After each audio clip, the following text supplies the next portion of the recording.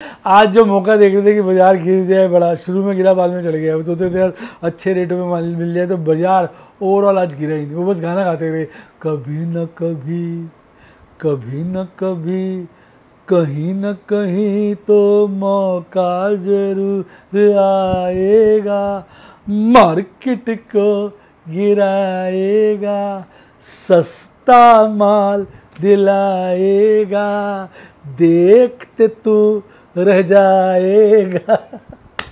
भैया सस्ता माल वाले बेचारे देखते ही रह जाते हैं, माल आता ही नहीं, रेट आता ही नहीं है, आता भी है टेम्परेरी, आता फिर भाग जाता है, ना के बराबर गिरता है।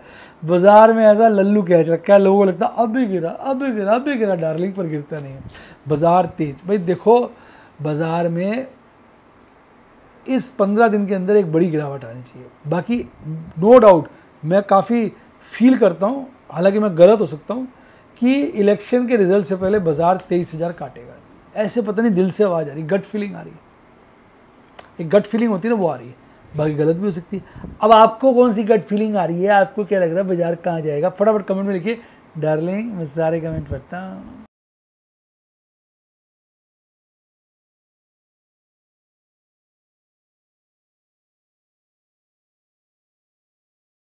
शेयर बाजार बहुत ही खतरनाक जगह है। यहाँ एक भूल ही फाइनेंशियल तबाही के लिए काफी है। मैं केवल एजुकेशनल वीडियोस ही बनाता हूं, मैं कोई बाय सेल रिकमेंडेशन नहीं देता हूं।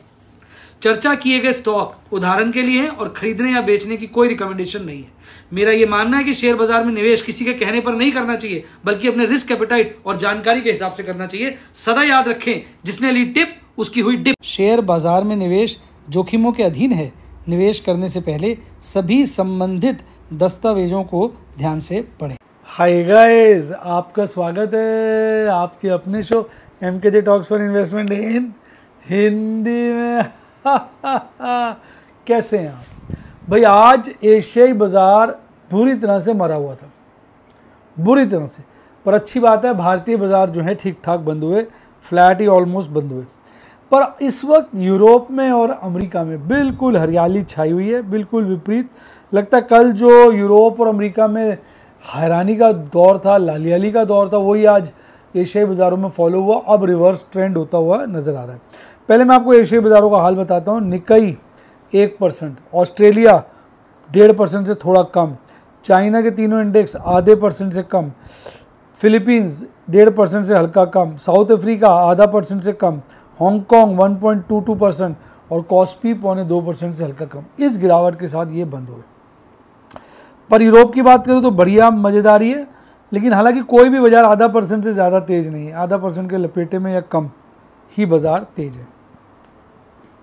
अमेरिका चलते हैं, वहाँ भी सेम स्थिति है, बल्कि अमेरिका में अगर आप देखेंगे तो ब्राज़ील गिरा हुआ 0.83%। बाकी चाहे US के चारों इंडाइसिस हैं, कनाडा है, वो सब 0.5% या उससे कम के लपेटे में हरे में, यानी हल्की फुल्की जो है सही पोजीशन बनी हुई है। भारतीय बाज़ारों में अगर हम थोड़ा सा गिफ्ट निफ्टी की बात भी कर लें ताकि आपको अच्छा लगे, तो गिफ्ट निफ्टी इस वक्त चढ़ा हुआ है 89 पॉइंट्स, यानी क्लोजिंग के बाद वो अच्छा चढ़ के बंद हुआ है, यानी कहीं ना कहीं बाज़ारों में सही मूड माहौल बना हुआ है। यानी कहते हैं दुख भरे दिन बीते रे भैया, झटका चलो गयो, अब तो बस भैया मटका आ गयो। तो यानी कि अब जो है मटक सकते हैं हम, मटका आ गया, सब कुछ ठीक ठाक है। देखिए यार, बात यह है कि इस वक्त बाज़ार ना कंसोलिडेट कर रहा है। जहाँ तक भारतीय बाज़ारों की बात करूँ, मैं आपको दिखाता हूँ, आप भी कहोगे सर सही कह रहे हो। देखो आपको ना कैंडलस्टिक चार्ट दिखाता हूँ।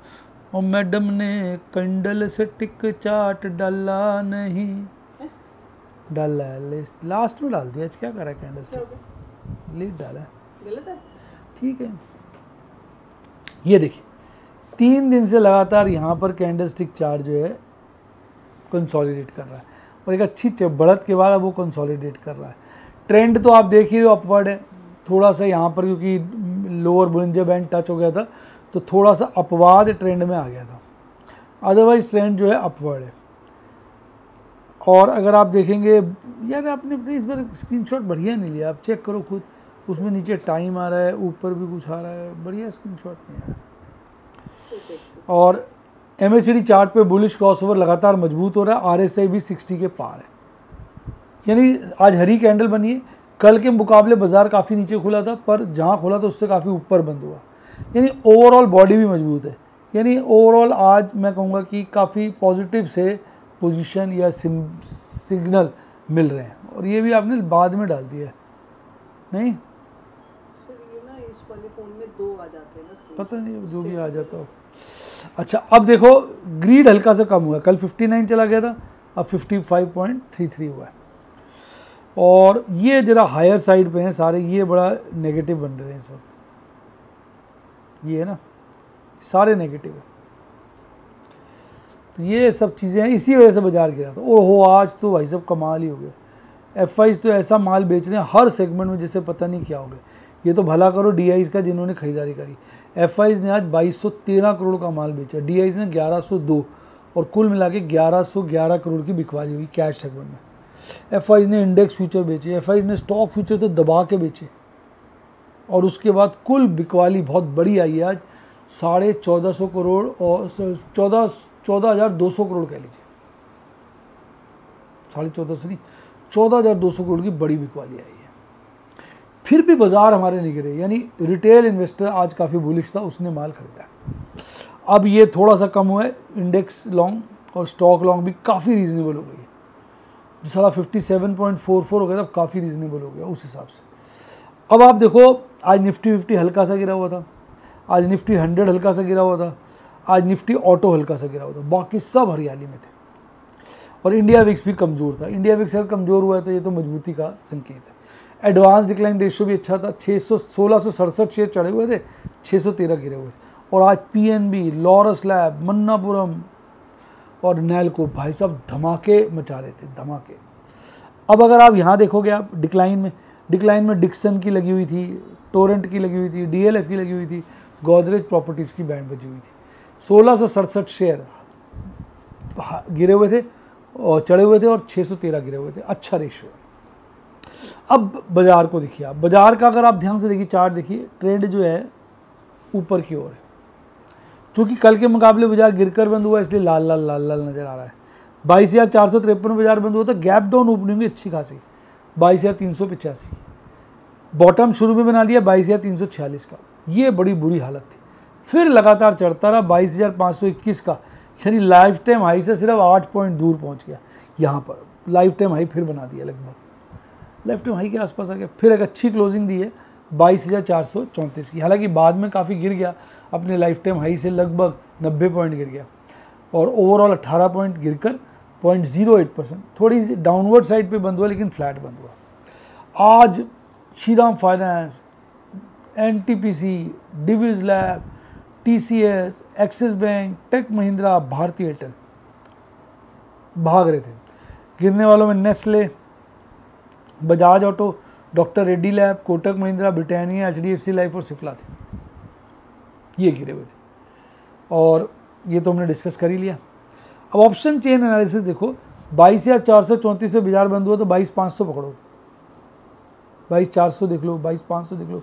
22,500 पे कॉल रेटिंग बहुत ज़्यादा है, 23,000 पे पुट रेटिंग ज़्यादा, पर 22,400 पे कॉल रेटिंग बढ़ी है, पुट रेटिंग बहुत ज़्यादा बढ़ी है। 22,300 पे भी हल्की कॉल रेटिंग बढ़ी है, पुट रेटिंग ज़्यादा बढ़ी है। 22,200 पे कॉल रेटिंग ना के बराबर गिरी है, पुट रेटिंग बढ़ी है। अब इसके ऊपर जैसे नीचे चाहते जाओगे 22,100, 22,000, वहाँ आप देखेंगे कॉल रेटिंग कम होती चली गई, पुट रेटिंग बढ़ गई, और पुट रेटिंग मैक्सिमम 22,000 के लेवल पे। यानी जो मेजॉरिटी लोग हैं वो सेफ खेल रहे हैं। पुट राइटर्स ज़्यादा बैठ गए हैं 22,000 के लेवल पे, कॉल राइटर्स ज़्यादा बैठ गए हैं 22,500 के लेवल पे, और बाजार 22,500 के नज़दीक ही बंद हुआ है, और मैक्सिमम पेन भी 22,500 के लपेटे में। अब कल इसकी एक्सपायरी है, कल देखते हैं कैसा तहलका, कैसा तमाशा, कैसी बात है। मंथली वाला लगभग वही है, 22,000 पे पुट राइटिंग बढ़ गई है, 22,500 पे कॉल रेटिंग बढ़ गई है, ये मैक्सिमम लेवल भी हैं पुट राइटिंग के और कॉल रेटिंग के। मैक्सिमम पेन आप देखेंगे 22,500 के लेवल पे, जो कि बढ़ा है। अब आप देखो पीसीआर लगातार गिर रहा है, मंथली वाला बढ़ा है, वीकली वाला गिरा है, यानी वीकली कमजोरी है, मंथली मजबूती है। अब कल के बारे में ज़्यादा बोलना बेकार है, क्योंकि कल एक्सपायरी है, तो कुछ भी धमाका कल भी हो सकता है। निफ्टी बैंक जो है हरियाली में बंद हुआ, मजे की बात देखो, 47,545 पे कल बंद हुआ था, गैप डाउन ओपनिंग, और बॉटम भी शुरू में बना लिया 47,279 का, फिर बढ़ता रहा बढ़ता ही रहा सारा दिन। पीक जो है 2 बार टच किए यहाँ और यहाँ 47,676 का, और बंद भी पीक के आसपास 47,624 पर 78 पॉइंट बढ़कर 0.17% तेजी के साथ बंद हुआ। PNB star performer, AU small finance bank, axis bank of Baroda, SBI, federal भागे रहे थे, एचडीएफसी बैंक भाग रहा था, बाकी ये सब गिरे हुए थे, यानी बड़े बैंक लगभग गिरे हुए थे, छोटे चढ़े हुए थे। कैंडल इसकी बहुत अच्छे से यहाँ कंसोलिडेट कर रही है, और आज की कैंडल जो है कुछ हद तक बुलिश मारूबोजू कैंडल है, क्योंकि इसकी विक नहीं है, बड़ी स्ट्रॉन्ग कैंडल होती है ये, और ये जब तेजी के दौर में उत्पन्न होती है तो बाजार और तेज हो जाता है, मंदी के दौर में उत्पन्न होती है तो बाजार रिवर्सल ले लेता है। तो भाई निफ्टी बैंक तो इस वक्त बड़ा मजबूत प्रदर्शन कर रहा है जहाँ तक कैंडल स्टिक का बात है। Upper half of Bollinger band है, मजबूत है, ईएमए से ऊपर है, मजबूत है, बुलिश क्रॉसओवर बड़ा है, मजबूत है, आरएसए 61 के पार है, मजबूत। यानी सारे के सारे इंडिकेटर्स टेक्निकल मजबूती की तरफ चीख चीख कर चिंगाड़ कर इशारा कर रहे हैं। हालांकि इसकी आज एक्सपायरी थी, अब अगले मंथ की पोजीशन तो कल ज़्यादा क्लियर होगी। फिर भी 47,500 पे पुट राइटर्स ज़्यादा हैं और 48,000 पे कॉल राइटर्स, और बाजार 47,624 पे बंद हुआ। मैक्सिमम पेन भी 47,500 के लपेटे पे है। अब मैंने क्या किया, उससे पहले पीसीआर देखें। वीकली पीसीआर बहुत अच्छा स्ट्रॉन्ग स्टार्ट हुआ है 1.07, बड़े दिनों के बाद इतना स्ट्रॉन्ग पीसीआर देखने को मिला है। मंथली वाला पीसीआर इंप्रूव हुआ है काफ़ी अच्छा, और अब न्यूट्रल की तरफ बढ़ रहा है। मैंने आज प्रभु के आशीर्वाद से, प्रभु की कृपा से, आपकी शुभकामनाओं से 2 लाख से ऊपर का प्रॉफिट बुक किया।